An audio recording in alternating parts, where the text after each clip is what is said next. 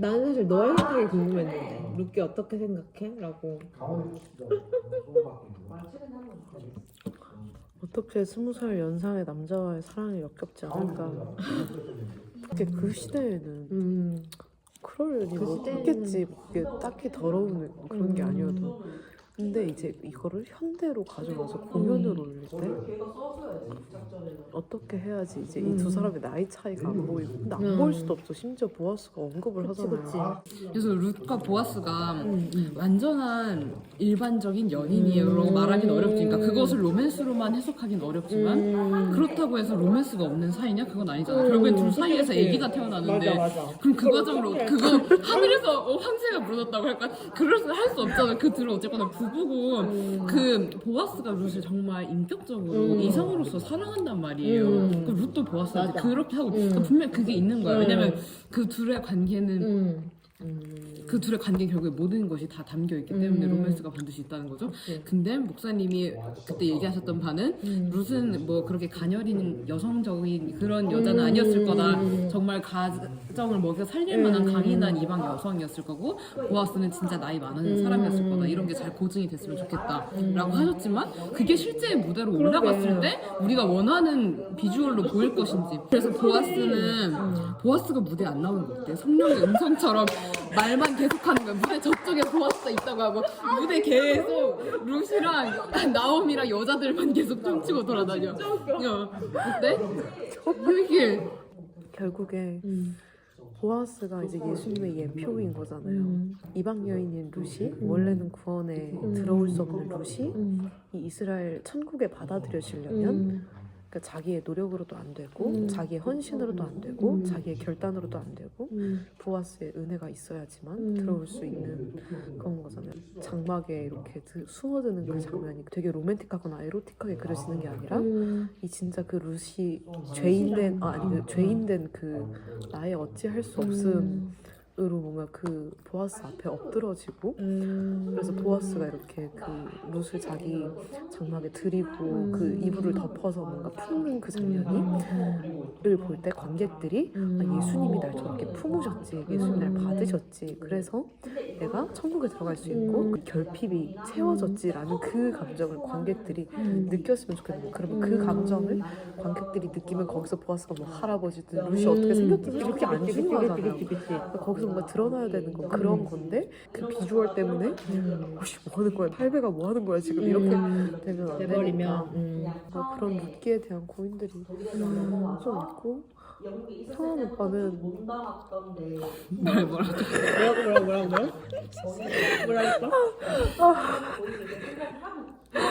아 평원 오빠가 나 평원 오빠가 얘기해줄 텐데 이해도 돼?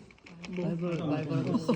맞아, 충격적인 얘기 들었어요. 오빠가 언니한테 말벌 아저씨 사진 보내면서 루시를. 너는 이거 안 그렇게 생각해. 여기 봐봐. 나는 여기 봐봐라.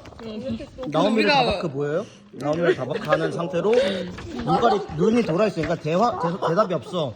오르가 나가자마자 룻은 그 말벌 아저씨처럼 나오미를 다바크 쳐다봐. 너도 가라 했더니 더 다바크 나더러. 어머님을 따라가라고. 어머님 길 떨지 말고 돌아가지 말고 강요하지 마십시오. 이 다바크가 그 말벌 아저씨의 그 보법이라는 거죠. 그렇죠. 명확히. 그래서 나오미가 여기 뭐라고 하냐면요. 웃으며 속으로 이 녀석을 지금 말릴 수 없는 상태다.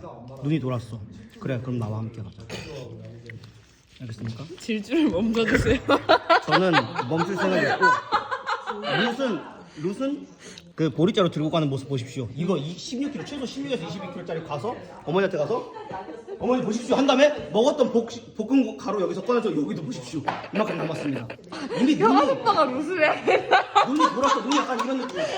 당신 뼈 이미 나랑 섞였고 난 당신과 함께하기로 결정했어. 나한테 따라가라고 하지마. 시어머니라도 가만 안 둬. 그러니까 오빠의 이야기에서 보아스가 극히 기능적인 역할만 하고 나오미랑 룻의 보아스는 딱 이런 느낌이에요. 보아스는 여기 보면 너는 이미 신발을 벗고 있다. 보아스는 일단은 답정너야. 그러니까 걔가 뭐라고 나오든지. 보아스가 답정너야? 보아스는 답정너야. 왜냐면 이 사람이 이거 협박하잖아. 룻도 아내로 맞아들여야 하고 이 도른 친구 감당할 수 있겠어? 여기 지방간 바로 손들어. 룻 보자마자 그런 조건이라면 난 안 되겠어. 룻 저 여자 이방인 여자 눈 돌아 있어. 저 여자 내가 행실을 봤어. 너무 강하고 나는 감당할 수 없어. 바로 신발 바로 벗어. 그럼 보아스의 마음 뭐예요? 보아스는 루시 좋았다. 아 보아스는 그거에 묻혔어. 왜냐면 엄마가 라합이거든. 엄마가 기생 라합이야. 엄마가 일단 다바크 상태야. 엄마가 이렇게 돼 있거든. 근데 똑같은 모습의 루시 이러고 있어. 그러니까 보아스는 갑자기 말년에 나타난 나의 오이디푸스 콤플렉스라든지 나의 어머니와 아버지가 나의 곧 이상형이 되는 건 같은 원리예요. 나와 유전자가 가장 같거든. 가장 비슷해. 그건 생물 본능적이야. 그러면 똑같은 이방 여자의 그 모습을 보면서 저 여자 거기까지 간다고? 곰 이렇게 날 설레게 하는 여자는 처음이야. 아니죠. 내 침대 봐봐 들어봐. 나 얘기 들어봐. 내 얘기 들어봐. 보아스가 이렇게 자고 있는데 갈치에서 날 여태까지 작업권 여자는 있었지만 내가 늙은 이유는 없었어. 그런데 이거 뭐야? 아 진짜 웃겨. 날 이렇게 한 여자는 처음이야. 아니지. 너 똑똑하다. 너 클레버. 너 똑똑하다. 그리고 봐봐. 뭐라고 하든지 그대로 하였더라. 나오미가 시키면 룻은 다 그대로 하였더라. 오케이. 그냥 말 걸어주시처럼 바로 씨 이렇게 이해가요? 그러니까 룻은 말 걸어주시. 꿀벌을 말벌에게로부터 지키기로 결정하였다. 그러니까 그 루세 충성심에 대한 거예요. 충성이야. 네, 그러면. 그는 결정했어. 그러니까. 꿀벌을 지키기로. 그러니까 그것이 충성심인 거잖아요. 근데 어떤 사람이 어떤 정상적인 사람이 지키겠노라 아니 지키겠노라. 그러니까 아니, 그게 오빠가 생각하는 나날이 거예요? 말처럼 연주. 이게 우정이야 우정. 근데 우정처럼 안 보이잖아요. 우리 지금 예수님 요사이 위하면 하나도 우정 같지 않잖아요. 예수님이 나를 그냥 도라이 같잖아요. 도라이가 아니야. 잘 들어봐. 도라이라고 했잖아. 꿀벌에게 도라이가 가장 친한 아닌지 친구 누구 있어? 증명해주겠어. 꿀벌 아저씨야. 말벌 아저씨라. 아니죠. 꿀벌에게 가장 친한 친구는 꿀벌이죠. 그것도 아니야. 꿀벌이 친구 꿀벌 아저씨가 그럼 어떻게 반대로 당신에게 취향해볼게요. 당신에게 가장 친한 친구는 옆에서 담소를 하는 친구가 아니라 당신 생명을 지켜주는 사람인 거예요. 말벌의 위험으로부터 지켜주는 사람인 거고요. 웃기네. 이해가요? 자 옆에서 그냥 고구마나 같이 까먹는 친구가 아니고요. 당신의 생명을 그냥 계속 쳐다보고 있어. 보고 있다가 누구야? 나의 친구 괴롭혀 이렇게 하는 친구라고. 그러니 우리도 그처럼 예수님 옆에서 예수님 괴롭힌 사람 있으면 저 새끼 뭐야? 저 새끼 뭐야? 감사합니다. 알겠죠? 이거 모르겠어요. 그냥 저 모르기로 새로 개발되지 않으면 넌 자꾸 모르기로 그게 말벌 아저씨 룻밖에 없습니다. 아니 그러니까 그 미친 사람 그러니까 미친 그 우정이 좋다는 거예요 싫다는 거예요. 우리 배우 아닙니까? 전달이 돼야 되잖아요. 그러니까. 좋다는 거죠, 좋다는 거. 근데 이 텍스트를 보고 누가 그런 우정을 참여하고 싶겠어요. 그걸 보고. 난 너무 좋아. 아니 너무 좋아요. 난내 옆에서 나를 이렇게 보살펴준 친구를 결혼은 고난이고 그렇기 때문에 행복인 거야. 고난과 행복은 맞아. 고난과 행복은 항상 다른 말이야. 근데 그 치명적인 문제가 네. 루시랑 대조되는 사람이 안 나오잖아요. 그러니까 루시 그런 처음에 미친 오르바가 나와버렸어. 우정의 상징이면 그 오르바는 너 하고 빠지잖아요. 대사 한마디 하고 빠지잖아요. 아니 그러니까 그 안에서 그 루시랑 계속 대조되는 대상이 나와서 루시 얼마나 미친 우정을 갖고 있는지가 계속 극단적으로 오빠의 그 사관에 의하면 감정에 그러면 바로 의하면 일꾼들이야 그거는. 어. 여종들과 남종들. 왜냐면 이 시대 때 사사시대 때기 때문에 다들 지멋대로 생각할 텐데 이 안에 진주 같은 이야기란 말이죠. 그러니까 이 세 명 외에는 특히 룻 외에는 다들 제정신인 상태지만 그것이 엉망인 상태, 하나님의 법칙을 어긋난 상태, 당연하게 받아들이는 이게 다 세상 지금 같은 세계에서 하나님을 향해서 룻처럼 쳐다볼 수 있는 사람 원하신다. 뼈를 섞을 사람 원하신다. 그게 나야. 아 근데 뭐 그런 사람이 되고 싶다는 마음이 도전이 안 될 것 같은데. 난 너무 들어. 이 텍스트 중에서 계속 아니 도전이 아니라 이거다 자꾸 두개 만들어야 되는 거야. 주인님한테 계속 강요하고 있거든. 아니 언니가 존재해봐. 언니 어떻게 생각해? 내가 언젠가 언젠가 뭐요? 내가 뭔가를 썼으면은 오빠를 설득시킬 수 있을 텐데 아직 안 써가지고. 이거 주필자가 사실 정해져 있어. 보아스가 나오미의 친족이다라고 하는 것을 소개함으로써 사실 2장이 시작되는 거죠. 자, 친족이라고 하는 개념은 사실 구약에서는 어떤 개념이냐면 동일한 지역 안에 살면서 상호 보호하고 협조하는 혈족들을 말해요. 친족의 중요한 역할은 그 땅 전체를 친족의 땅 전체를 반드시 지켜내야 되는 거예요. 그렇기 때문에 성경에 기업 물을 자라는 개념이 나오잖아. 기업 물을 자, 고엘. 나오미가 가난해가지고 그 땅을 팔아서 살 수밖에 없어서 땅을 팔았어. 근데 그 땅을 나오미의 명의의 땅으로, 그러니까 이제 그 남편인 엘리멜렉의 땅으로 유지시켜줘야 되는 책임이 친족들한테 있는 거야. 나오미가 팔아먹은 그 땅을 힘 있는, 재력 있는 친척이 찾아가서, 야, 나오미 지금 돌아왔어. 엘리멜렉은 죽었지만 돌아왔어. 그 땅 내놔. 이렇게 땅을 그냥 내놓으라고 하면 내놓겠어? 대가를 줘. 대가를 줘야지. 그러면 야, 나 그거 저기 3천만 원에 산 땅이야. 그럼 알았어. 하고 3천만 원을 주는 거예요. 그리고 그 땅을 다시 사서 나오미한테 다시 주는 거지. 이렇게 땅을 다시 물러주는 사람, 기업을 다시 물러서 원주인에게 갖다 주는 이런 사람을 고엘이라고 하는 거예요. 이런 고엘의 완전한 역할을 수행해 주신 분, 그분이 바로 예수 그리스도죠. 우리가 잃어버린 기업, 하나님께서 우리에게 주셨던 이 믿음의 어떤 터전, 이런 거 다 잃어버렸는데 예수님이 우리의 영원히 잃어버릴 수 없는 땅이 되어주신 거예요. 우리가 딛고 설 수 있는, 영원히 딛고 살아갈 수 있는 터전이 되어주신 예수님께서. 자, 이스라엘은 여호와 하나님께서 애굽의 종살이에서 속량해내셨죠. 그렇기 때문에 이제 다시는 누군가의 종이 될 수 없어요. 여호와의 종이 되면 이제는 소속이 바뀔 수 없는 거예요. 영원히 여호와의 종이에요. 그러니까 이 물러주는 이, 되찾아주는 이, 다시 찾아주는 사람을 고엘이라고 할 수 있는데, 우리를 다시 원점으로, 그리고 원형으로, 우리를 원래 만드셨던 원형의 모습으로 우리를 되돌려 주시는 분을 고엘이라고 할 수 있는 거예요. 예수님이 우리가 잃어버린 우리의 원형을 되돌려 주시는 거예요. 자기의 목숨을 페이하시고 그걸로 지불하시고 우리를 다시 사셔서 본래 우리를 창조하신 원형의 모습으로 되돌려 주시는 분이십니다. 그분이 바로 예수 그리스도, 우리의 고엘이 되시는 거예요. 그러니까 이런 그 믿음의 원리를 일상에서 구체적으로 드러내라고 한 것이 바로 이 구약의 고엘법이에요. 그러니까 누군가 빚을 져서 노예가 되면 가장 가까운 형제나 친족이 빚을 갚고 해방시킴으로써 어떤 믿음을 고백해? 이스라엘의 주인은 오직 여호와 한 분뿐이심을 드러내게 한 거예요. 그러니까 A라는 형제가 빚져가지고 노예가 됐어. 그러면 B라고 하는 고엘이 가서 그 돈을 주고 이 사람을 다시 사서 자유인으로 만드는 순간 그냥 자유인으로 끝나는 게 아니라 너는 본래 이스라엘 사람이니까 여호와의 종이야. 여호와의 종은 영원히 여호와의 종이야. 근데 네가 그 사람의 종이 됐으니까 내가 다시 되사서 너에게 자유를 주면 너는 다시 여호와의 종으로 살아야 되는 거야. 그러니까 결론적으로 말하자면 그냥 자유인으로 풀어주는 게 아니라 여호와의 종이라고 하는 자리로 되돌려주는 거야. 그러므로 고엘 제도가 효력을 발휘하려고 하면은 결국 뭐가 필요해? 믿음이 필요한 거예요. 믿음이. 나도 여호와의 종이고 너도 여호와의 종이고 우리 이스라엘 다 여호와의 종이야. 예수 믿는 사람들 다 예수님의 종이야. 다 그리스도의 종이야. 다 하나님의 자녀야.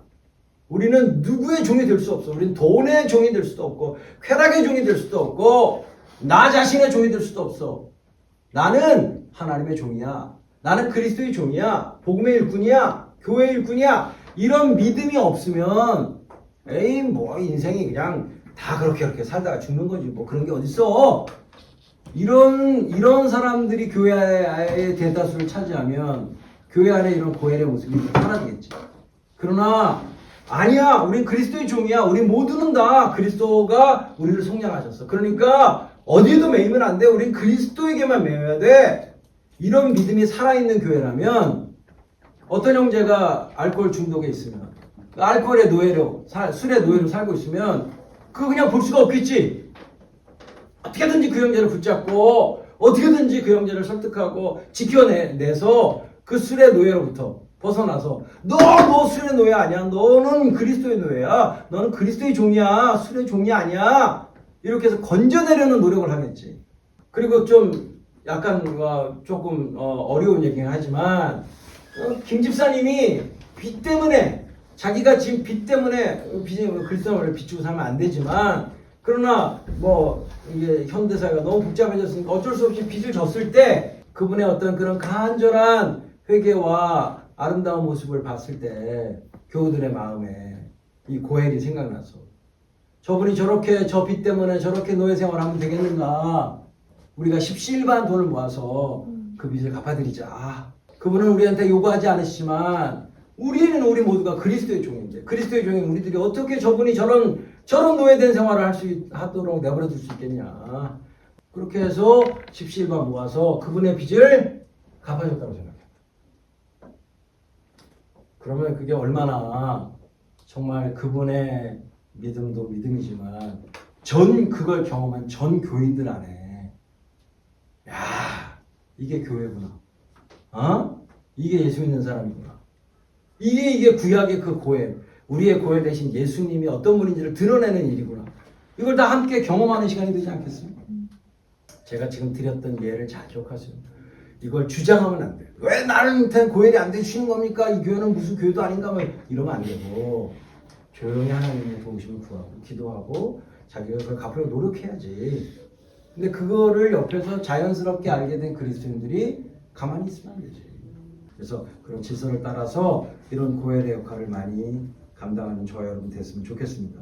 이런 구약의 친족의 개념은 제가 지금 말씀드린 것처럼 신약교회에서는 신약교회의 코이노니아 친교로 나타나는 거예요. 이 코이노니아가 그냥 모여서 게임하고 즐겁게 놀고 이런 개념이 아니라 코이노니아의 개념이 구약으로 말하자면 고혈 개념입니다.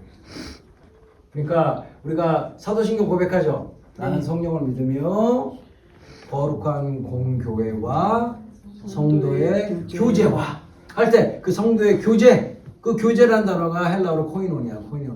그러니까 성도의 교제도 우리가 고백해야 될 믿음의 한 부분이에요. 그러니까 내가 예수님을 믿는다라고 말할 때는 성도의 교제도 믿어야 되는 거야. 아멘? 그러니까 나는 예수님 믿는데 성도의 교제는 안 믿어요. 이러면 안 되는 거야. 나는 예수님을 믿기 때문에, 성령을 믿기 때문에 성도의 교제를 믿습니다라고 고백하는 거죠. 그리고 그 믿음에 걸맞는 행동을 해야 되는 거죠. 이 빌립보 교회를 위시한 마케도니아 지역의 교회들이 이 큰 환란과 극심한 가난에 쪼들려 있는 이런 교회들을 위해서 헌금을 보냈는데 그 헌금을 보낼 때 이렇게 요구했다는 거야. 응? 그런 성도들을 좀 물질적으로 돕는 그 일에 구제하는 그 은혜에 우리도 참여하게 해달라. 우리도 코이노니아 하게 해달라. 누구를 도울 수 있다는 게 은혜라는 거야. 이들의 고백이. 이게 특권이라는 거야. 내가 누구를 돕는다는 것이 내가 돕지 않아도 하나님이 도우실 텐데 하나님이 도우시는 그 은혜에 나도 참여하게 해달라. 나도 코이노니아 동참 그런 의미예요. 그 바나바라는 사람이 사이프러스에 있는 자기 땅을 팔아서 그 사도들의 발 앞에 뒀다라고 하는 그 고백이 그게 그냥 뭐 헌금 좀 많이 했다 그런 게 아니라 코이노니아를 보여주는 거예요. 하나님이 내게 주신 것을 사도들의 발 앞에 둠으로써 사도들이 그것을 가난한 사람들에게 공평하게 나눠주게 함으로써 많이 받은 사람은 궁핍한 사람을 채워줌으로써 자기의 것을 내어놓는, 그래서 모두가 다 함께 살아갈 수 있게끔 만드는, 이것이 바로 굉장히 중요한 코이노니아의 모습이다. 사실 교회를 들여다보면은 이미 그 교회의 교인들 안에 하나님께서 모든 교인들이 핍절하지 않을 만큼, 다시 말하면 굶어 죽지 않을 만큼은 항상 물질이 있게 하세요. 어느 교회나 보면. 근데 안 내놓는 거야. 그래서 성령의 9가지 열매 중에 마지막 열매가 절제예요. 하나님의 은혜로 하늘을 먹을 때도 있지만, 그러나 누군가가 지금 눈에 밟혀. 그래 내가 여기서 한우를 안 먹고 돼지고기를 먹으면 도와줄 수 있어. 그러면 성령은 그런 시점에는 꼭 옆에서 파라클레토스 나한테 꼭 보내주신다고. 그러니까 주님의 몸된 교회는 받으려는 기대감은 전혀 갖지 않고 오히려 형제들에게 주려고 하는데 혈안이 된 이런 공동체가 진정한 그리스도의 공동체예요. 우리가 룻기 2장에서 중요한 포인트는 바로 이 친족의 개념, 고엘의 개념, 그리고 신약으로 보면 이 친교의 개념. 그러니까 친족, 친교 외우기 쉽죠? 네. 구약의 친족 개념이 지금 신약에서는 친교의 개념이고. 그래서요, 이게 룻기가 놀라운 게 사사시대에는 하나님의 율법을 지키는 사람이 거의 없는 시대야. 그러니까 하나님이 정해놓으신 머스트로 지켜야 되는 율법들도 안 지켜. 근데 이 고엘은 하나님의 율법 중에서도 가장 고차원적인 율법이야. 이거는 강제법이 아니에요. 자발법이 자발법. 자발적으로 지켜야 되는 법이라고. 이걸 안 지켰다고 해서 하나님께 책망을 받진 않아. 그런데 하나님의 백성들이 서로에게 보여줘야 될 하나님 수준의 사랑이라면 이렇게 살아야 된다는 법이야. 그러니까 그대로 안 해도 뭐라고 비난할 사람 없어. 그런데 정말 하나님에 대한 열망과 사랑이 숨쉬면, 그리고 그 사랑이 뜨거워지면 지키고 싶은 법인 거죠. 자발적으로 지키고 싶은 법. 이게 고할법이라고. 그러니까 제가 지금 말씀드리는 코이노니아들이 자발적으로 일어나야지 시스템으로 일어나면 안 돼요. 사랑은 기본적으로 자발성이에요. 자발성을 떠난 사랑은 사랑이 아니야. 이사 갑니다. 내일 모레.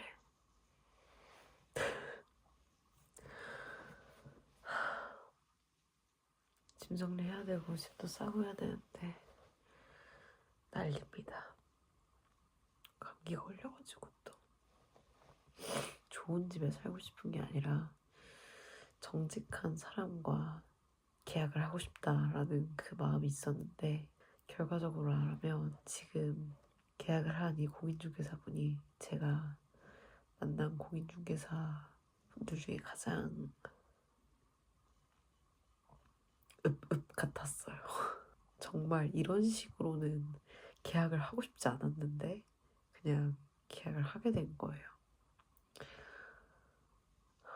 그래서 이제 봉천역에서 이제 어디로 가는지 방향도 확인 안 하고 이제 지하철을 타가지고 막 갑자기 사연이 있는 여자가 돼서 막 주님, 제가 고집 부려서 이렇게 된 것 같아요. 주님이 저한테 주신 게 아닌데 그냥 제가 너무 어거지로 뭔가 일을 진행시키다가 이렇게 된 것 같아요 라는 그런 슬픔의 눈물을 좀 흘렸는데, 주님이 조야, 나는 나쁜 사람과 나쁜 상황을 통해서도 너에게 제일 좋은 걸 주는 하나님이야, 그런 음성을 제가 들었어요. 그래서 방식이나 환경이 제가 원하는 형태가 아니었어도 하나님이 주신 게 맞다, 이런 믿음으로 새 집에 가게 되었습니다. 아무튼 은혜로 이사를 갑니다. 그리고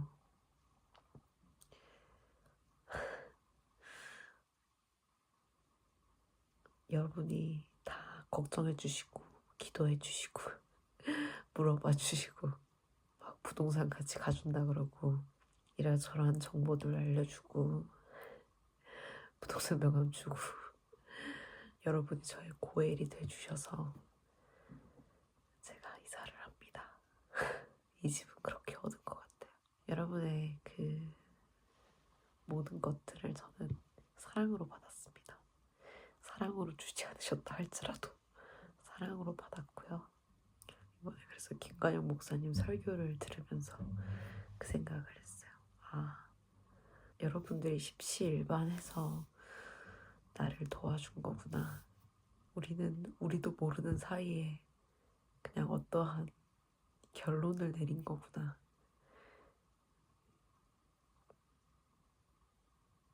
그런 생각을 했습니다. 저의 짐을 함께 감당해 주셔서 감사해요. 다음 브이로그는 새로운 집에서